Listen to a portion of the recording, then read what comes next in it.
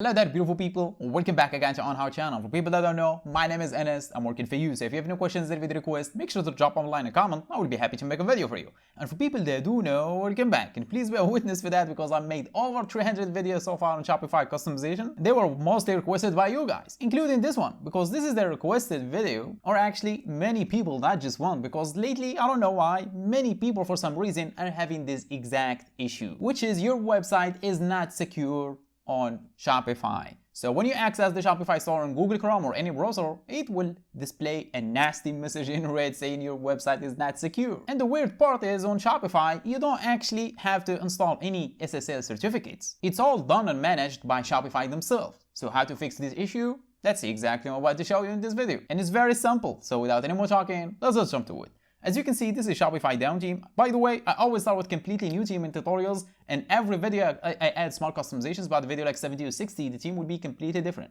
So everything in here has been done in tutorials, literally everything, including an abandoned cart. For example, this is the mouse cursor, right? I will act just like when I leave or close the page, and this thing will show up, which is an abandoned cart pop-up reminder that will remind the user how many products they added to the cart and they didn't check out.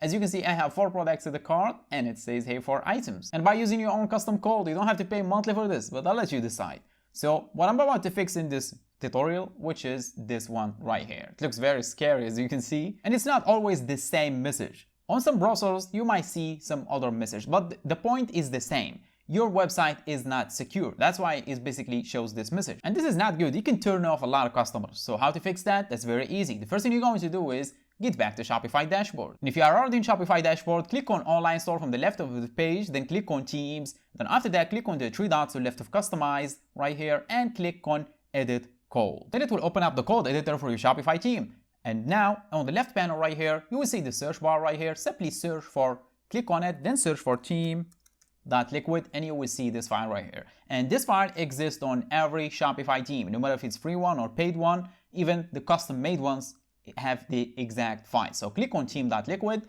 and you will see a lot of files in here. Then click on the code just like I want to write something and don't. On your keyboard, if you are using Windows, click on Control F. I'm on Mac. I'm going to click on Command F and it will show me this prompt right here at the bottom of the page. And this thing will help us find the exact thing we are looking for because we need to find a specific section on the code. Then simply on the search bar right here, type in /head, just like you see on the screen. Then hit enter on your keyboard and it will highlight the code as you can see inside theme.liquid, which is this one right here. Then now we need to create some space above and before /head.